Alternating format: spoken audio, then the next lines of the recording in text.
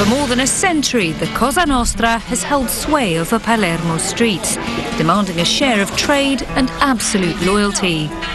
But 25 years since some of the mafia's most violent episodes, Sicilians are fighting back, refusing to pay the pizzo or protection money upon which the mob's whole business model was originally built.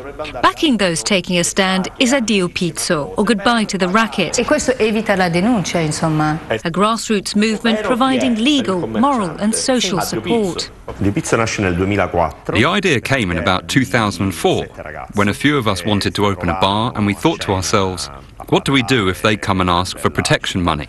Change is difficult because the mafia has been in this city for 150 years. But we are seeing a cultural shift. For the first time, extortion is being discussed openly. With over 1,000 firms signed up, Addio Pizzo's community is growing, thanks in part to $1 million donation from the EU.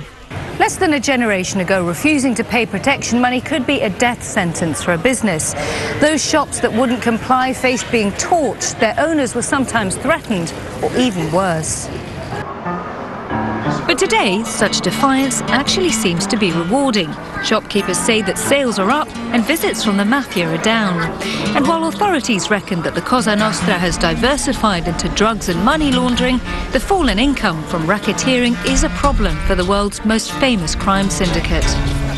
The Cosa Nostra members who are aware of the possibility that one of their victims can report to the police keeps them away.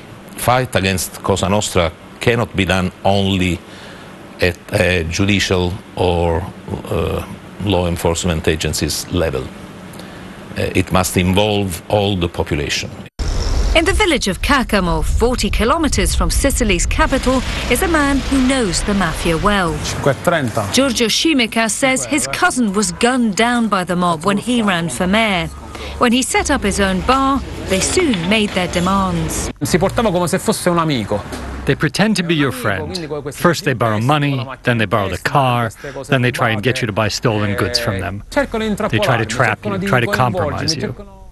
Scimica refused to pay and called in the cops. But that nearly cost him his livelihood. Locals shunned him, fearing mob revenge, until Addio Pizzo came to the rescue.